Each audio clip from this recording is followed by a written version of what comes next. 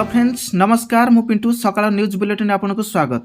आसंतु आज गुरुत्वपूर्ण खबर उपर नजर पकाइबा एवं जदि आपण माने प्रत्येक दिन देश विदेश तथा ओडिशार गुरुत्वपूर्ण खबर देखिया पय चाहउछंती चैनल को सब्सक्राइब कर रखंतु एवं वीडियो को लाइक कर दियंतु। प्रथम खबर मुख्यमंत्री को बड़ घोषणा राज्यर पुणी हेब उपनिर्वाचन।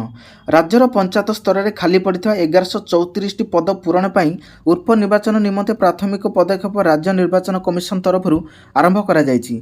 सेथि मध्यरु 5टी जिला परिषद सभ्य 41टी पंचायत समिति सदस्य 45टी सरपंच 272टी वार्ड मेंबर पर उपनिर्वाचन हेउथिबा बेले 771टी वार्ड नूतन भाव निर्वाचन अनुष्ठित हेब। परवर्ती खबर कोविड परवर्ती अर्थनैतिक सुधार सबुठु आगे रहिला ओडिशा। देशर 2020 रे कोविड महामारी व्यापिबा परे अर्थनैतिक कार्यकलाप गुरुतर भाव प्रभावित होइथिला। वर्षक पर कोविड द्वितीय लहर स्थिति को आहुरी गंभीर कर देइथिला। महामारी परवर्ती समय रे निजर अर्थनीतिर सुधार आनिबारे ओडिशा देशर अन्य समस्त राज्य को पछर छाड़ी खूब शीघ्र यार अर्थनीतिक सजाड़ी देइछि। परवर्ती खबर ओडिशा रे प्रतिष्ठा हेबो आउ 4टी मेडिकल कॉलेज। ओडिशा रे आउ 4टी मेडिकल कॉलेज प्रतिष्ठा हेबो बोली सूचना देले मुख्यमंत्री। राज्यर 12टी मेडिकल कॉलेज अच्छी खूब शीघ्र आउ 2टी मेडिकल कॉलेज लोकंक उद्देश्य रे उत्सर्ग करा जिवो। एहा व्यतीत राज्य सरकार राज्यर आउ 4टी जिल्ला रे मेडिकल कॉलेज स्थापना करिवे।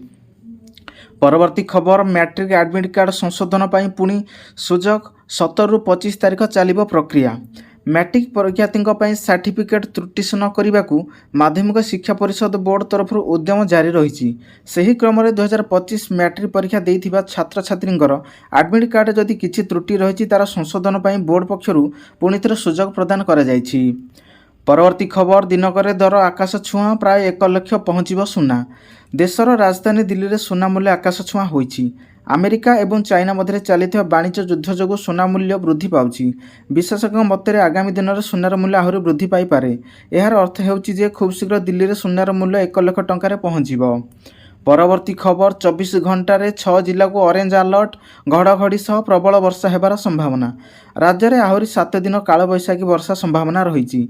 एने आंचलिक पाणीपाग विभाग पक्षर सूचना मिली। आसंता 24 घंटा ओडिशा उपकूलर किछि स्थान घड़घड़ी सह प्रबल वर्षा हेबार संभावना रही। वर्षा को नहीं किछि जिला ऑरेंज अलर्ट जारी होइछि।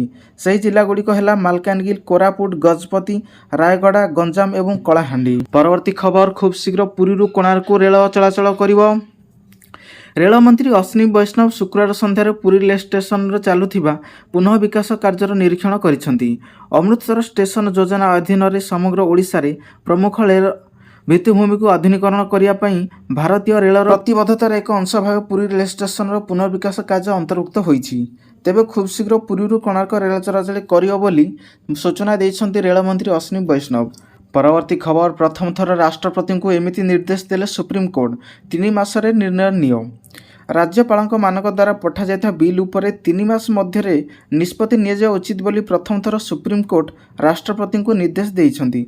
सुप्रीम कोर्ट को यही निष्पत्ति तमिलनाडु राज्यपाल द्वारा विचाराधीन बिल गुड़िक अनुमोदन न देवार निष्पत्ति को रद्द करिया परे आसीछि। परवर्ती खबर रेलवे खाली पड़ी पदवी 9970टी पदवी पर चली आवेदन। रेल विभाग में चाकरी करने इच्छा प्रकाश करुवा युवक युवती खुशी खबर। आरआरबी 9900 पद पर नियुक्ति बाहर करिछि। 12 एप्रिल रु एथिपाई आवेदन आरंभ हो जाइछि। एही नियुक्ति असिस्टेंट लोको पायलट पद पर चली। योग्य और इच्छुक प्रार्थी आरआरबी ऑफिशियल वेबसाइट रे जाई आवेदन करि। परवर्ती खबर सारा देश में यूपीआई सर्भर है डाउन। यूपीआई रे पुणी थे समस्या देखा देछि। सारा देश में यूपीआई सर्भर डाउन रही। शनिवार दिन लोक मैंने ऑनलाइन पेमेंट करने असुविधार सम्मुखीन होइछंती। डाउन डिटेक्टर अनुसार यूपीआई रे समस्या सकाळ 11:26 आरंभ होइथिला। प्राय 200 रु अधिक लोक पेमेंट समस्या विषय अभियोग करिसेंती। पेटीएम एवं गूगल पे परी प्लाटफर्म मध्य पेमेंट करियार समस्या देखा देछि। परवर्ती खबर 19 रे बीजेडी सभापति निर्वाचन 3 वरिष्ठ नेतांक नाँ को नहीं रही चर्चा। आसंता 19 रे बीजेडी सभापति निर्वाचन हेबो। एथर नुआ ढांचार संगठन करियो बीजेडी। पुणी नवीन सभापति निर्वाचित हेबे कि आउ कि हेबो एहाको नै लागि रहिछि चर्चा।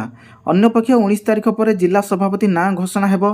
दलर राजनैतिक व्यापार कमिटी गढ़ाजिबो। एही कमिटीर किछि वरिष्ठ नेता रहिबे। परवर्ती खबर मे पहिलारु मेडिकल कॉलेज रो सेवा पाइबे अनुगुलवासी। जिला मुख्य चिकित्सालय हेबो टीचिंग हॉस्पिटल। ତାଳଚେର ସ୍ଥିତ ପବିତ୍ର ମୋହନ ପ୍ରଧାନ ମେଡିକାଲ କଲେଜର ଟିଚିଂ ହସ୍ପିଟାଲ ଭାବେ ଅନୁଗୁଳ ଜିଲ୍ଲା ମୁଖ୍ୟ ଚିକିତ୍ସାଳୟକୁ ବ୍ୟବହାର କରାଯିବ। ପ୍ରାଥମିକ ପର୍ଯ୍ୟାୟରେ ଏଠାରେ ରୋଗୀ ସେବା ଆରମ୍ଭ କରିବାକୁ ସରକାର ନିଷ୍ପତ୍ତି ନେଇଛନ୍ତି। ମେଡିକାଲ କଲେଜ ପାଇଁ ଡାକ୍ତର ନିଯୁକ୍ତି ପ୍ରକ୍ରିୟା ମଧ୍ୟ ଚାଲିଛି। ତେବେ ଆସନ୍ତା ମେ ପହିଲାରୁ ଲୋକମାନେ ଏଠାରୁ ଚିକିତ୍ସା ସେବା ପାଇବେ। ପରବର୍ତ୍ତୀ ଖବର କଳିଙ୍ଗ ଷ୍ଟୁଡିଓ 25 ବର୍ଷରେ ଆୟ ମାତ୍ର 5 କୋଟି ଟଙ୍କା, ଖର୍ଚ୍ଚ ହୋଇଛି 152 କୋଟି। 200 କୋଟି ଟଙ୍କାରେ ନୂଆ ରୂପ ନେଇଥିବା କଳିଙ୍ଗ ଷ୍ଟୁଡିଓରୁ ଗତ 25 ବର୍ଷ ମଧ୍ୟରେ ମାତ୍ର 5 କୋଟି ଟଙ୍କା ଆୟ ହୋଇଛି। 1999 ମହାବାତ୍ୟା ସମୟରେ ମାଟିରେ ଲୋଟିଥିବା ଏହି ଷ୍ଟୁଡିଓର ନବକଳେବର ପାଇଁ କୋଟି କୋଟି ଟଙ୍କା ଖର୍ଚ୍ଚ କରାଯାଇଥିଲା। ତା ସତ୍ତ୍ୱେ ମଧ୍ୟ ସୁଧାର ଆସିପାରି ନାହିଁ। 25 ବର୍ଷ ମଧ୍ୟରେ ଯେତିକି ଆୟ ହୋଇଛି ତାହାଠାରୁ ଢେର ଅଧିକ ପୁନରୁଦ୍ଧାର ଖର୍ଚ୍ଚ ହୋଇଥିବା ଶିଳ୍ପ ବିଭାଗ ପକ୍ଷରୁ ସୂଚନା ଦିଆଯାଇଛି। ପରବର୍ତ୍ତୀ ଖବର ଦୁର୍ବଳ ହେଲା ଡଲାର, ବଢ଼ିଲା ଦେଶର ଫରେକ୍ସ। 5 ମାସରେ ସର୍ବୋଚ୍ଚ ସ୍ତରରେ ବିଦେଶୀ ମୁଦ୍ରା ଭଣ୍ଡାର। ଏପ୍ରିଲ 2ରେ ଆମେରିକାର ରାଷ୍ଟ୍ରପତି ଡୋନାଲ୍ଡ ଟ୍ରମ୍ପ ଭାରତ ସମେତ ଦୁନିଆର ଅନେକ ଦେଶ ଉପରେ ଯେସାକୁ ତେସା ତାରିଫ ଲାଗୁ କରିଥିଲେ। ଏହାପରେ ସାରା ଦୁନିଆର ବାଣିଜ୍ୟିକ ଯୁଦ୍ଧ ଆଶଙ୍କା ବଢ଼ିଯାଇଥିଲା। ବିଶ୍ୱ ବଜାରରେ ହାହାକାର ସୃଷ୍ଟି ହୋଇଥିଲା। ଏହା ଭିତରେ ଆମେରିକା ଡଲାର ମଧ୍ୟ ଦୁର୍ବଳ ହୋଇଯାଇଛି। ଏହି ଅବଧିରେ ଭାରତର ବିଦେଶୀ ନିବେଶକଙ୍କ ଇନଫ୍ଲୋ ମଧ୍ୟ ବଢ଼ିଛି। ଏହି କାରଣରୁ ଏପ୍ରିଲ 4ରେ ଶେଷ ସପ୍ତାହ ସୁଦ୍ଧା ଦେଶର ବିଦେଶୀ ମୁଦ୍ରା ଭଣ୍ଡାର $10 ବିଲିୟନ ବଢ଼ିଛି। ପରବର୍ତ୍ତୀ ଖବର ଭୂକମ୍ପ ଝଟାରେ ଥରିଲା 5 ଦେଶ, ଲୋକ ଭୟଭୀତ, ବାଦ ପଡ଼ିଲାନି ଭାରତ କିମ୍ବା ପାକିସ୍ତାନ। ବିଶ୍ୱର ପ୍ରାୟ 5ଟି ଦେଶରେ ଶନିବାର ସକାଳୁ ଦ୍ୱିପହର ମଧ୍ୟରେ ଭୂକମ୍ପର ଝଟକା ଅନୁଭୂତ ହୋଇଛି। ଏହା ରିକ୍ଟର ସ୍କେଲରେ 4.0ରୁ 6.5 ପର୍ଯ୍ୟନ୍ତ ଅନୁଭୂତ ହୋଇଛି। ଏସବୁ ଦେଶ ମଧ୍ୟରେ ରହିଛି ଭାରତ, ପାକିସ୍ତାନ, ତାଜିକିସ୍ତାନ, ଟୋଙ୍ଗୋ ଏବଂ ପପୁଆ ନ୍ୟୁଗିନିଆ। ଭାରତର ଜମ୍ମୁ କାଶ୍ମୀରର ରୋଜୋରି ଏବଂ ପୁଞ୍ଚ ଜିଲ୍ଲାରେ ଭୂକମ୍ପ ଝଟକା ଦେଖାଦେଇଛି। ପରବର୍ତ୍ତୀ ଖବର ଜାମ୍ମୁ କାଶ୍ମୀରରେ ଏନକାଉଣ୍ଟର, ଜଣେ ଯବାନ ଶହୀଦ, 3 ଆତଙ୍କୀ ହେଲେ ସଫା। ଜାମ୍ମୁ କାଶ୍ମୀରରେ ଅଖନୁର ସେକ୍ଟର ନିୟନ୍ତ୍ରଣ ରେଖାରେ ଅନୁପ୍ରବେଶ ଉଦ୍ୟମ ପଣ୍ଡ କଲା ସେନା।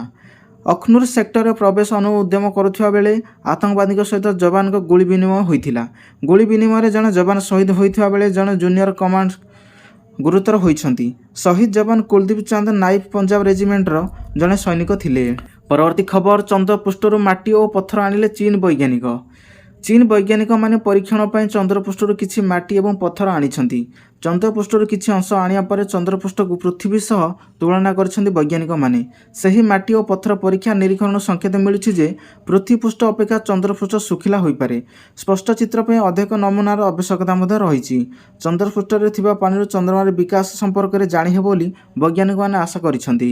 ଡିଆରଡିଓକୁ ମିଳିଲା ବଡ଼ ସଫଳତା। 1000 କିଲୋଗ୍ରାମ ବୋମା ଗୌରବର ଟ୍ରାଏଲ ସଫଳ ହୋଇଛି। 1000 କିଲୋଗ୍ରାମ ବୋମା 100 କିଲୋମିଟର ରେଞ୍ଜ, ନିମିଷକେ ଲକ୍ଷ୍ୟବଦ୍ଧ କ୍ଷମତା, ଆକାଶରୁ ଶତ୍ରୁକୁ ନାଶ କରିବ ହାଇବ୍ରିଡ୍ ଗୌରବ। ଡିଆରଡିଓ ରିଲିଜ୍ ଟ୍ରାଏଲ ସଫଳ। ଗ୍ଲାଇଡ ବମ୍ ପରୀକ୍ଷଣ ପରେ ଛାନିଆ ପଡ଼ୋଶୀ ଦେଶ। ଅସ୍ତ୍ରଶସ୍ତ୍ର ନିର୍ମାଣ କ୍ଷେତ୍ରରେ ଡିଆରଡିଓକୁ ଏକ ବଡ଼ ଉପଲବ୍ଧି ମିଳିଛି।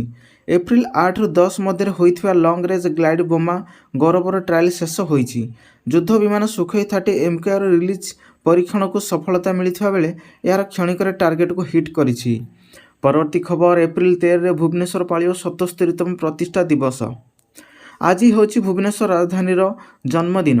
ଭୁବନେଶ୍ୱର ପାଳିବ 77ତମ ପ୍ରତିଷ୍ଠା ଦିବସ। ସମସ୍ତ ସରକାରୀ ବିଭାଗ ସମେତ ବିଏମ୍ସି ଓ 67ଟି ୱାର୍ଡର କାର୍ଯ୍ୟକ୍ରମ ଆୟୋଜିତ ହେବ। ଏଥିପାଇଁ ବିଏମ୍ସି ପ୍ରତି ୱାର୍ଡକୁ 25,000 ଟଙ୍କା ଲେଖାଏଁ ଦେଇଛି। 77ତମ ରାଜଧାନୀ ଦିବସ 13 ଏବଂ 14 2 ଦିନ ଧରି ପାଳିତ ହେବ। 13 ତାରିଖ ସକାଳ କାର୍ଯ୍ୟକ୍ରମରେ ଓଡ଼ିଶା ବିଧାନସଭା ସୌଧ ସମ୍ମୁଖରେ ଶିଳାନ୍ୟାସ ଫଳକରେ ମୁଖ୍ୟ ଅତିଥି ଭାବେ ମାଲ୍ୟାର୍ପଣ କରିବେ ବାଚସ୍ପତି ସୁରମା ପାଢ଼ୀ। ପରବର୍ତ୍ତୀ ଖବର ଜାତୀୟ ସ୍ତରରେ ଚମକିଲା ଓଡ଼ିଶା। ପୂର୍ତ୍ତ ବିଭାଗ ଦ୍ୱାରା ନିର୍ମିତ 4ଟି କୋଠାକୁ ମିଳିଲା ବିଶ୍ୱକର୍ମା ପୁରସ୍କାର 2025। ଓଡ଼ିଶା ସରକାରଙ୍କ ପୂର୍ତ୍ତ ବିଭାଗ ଶୁକ୍ରବାର ନୂଆଦିଲ୍ଲୀଠାରେ ସମ୍ମାନଜନକ ବିଶ୍ୱକର୍ମା ପୁରସ୍କାର 2025ରେ ସମ୍ମାନିତ ହୋଇଛି। ନୂଆଦିଲ୍ଲୀର ଡକ୍ଟର B.R. ଆମ୍ବେଦକର ଆନ୍ତର୍ଜାତିକ କେନ୍ଦ୍ରରେ ଆୟୋଜିତ ଏକ ସମାରୋହରେ ଓଡ଼ିଶା ସରକାରଙ୍କ ପୂର୍ତ୍ତ ବିଭାଗ ପ୍ରମୁଖ ଶାସନ ସଚିବ ବୀର ବିକ୍ରମ ଯାଦବ ଏହି ପୁରସ୍କାର ଗ୍ରହଣ କରିଥିଲେ। ପରବର୍ତ୍ତୀ ଖବର ଓଡ଼ିଶା ଫୁଟବଲ ସଂଘର ସଭାପତି ହେଲେ Tankadhar Tripathi. Football association of Odisha ବା ଓଡ଼ିଶା ଫୁଟବଲ ସଂଘର ସଭାପତି ଭାବେ ନିର୍ବାଚିତ ହୋଇଛନ୍ତି ଝାରସୁଗୁଡ଼ାର ବିଧାୟକ ଟଙ୍କଧର ତ୍ରିପାଠୀ। ଜଣେ ମାତ୍ର ପ୍ରାର୍ଥୀ ହୋଇଥିବାରୁ ନିର୍ଦ୍ୱନ୍ଦ୍ୱରେ ନିର୍ବାଚିତ ହୋଇଛନ୍ତି ତ୍ରିପାଠୀ। ଏନେଇ ବିଜ୍ଞପ୍ତି ଜାରି କରିଛି ଓଡ଼ିଶା ଫୁଟବଲ ସଂଘ।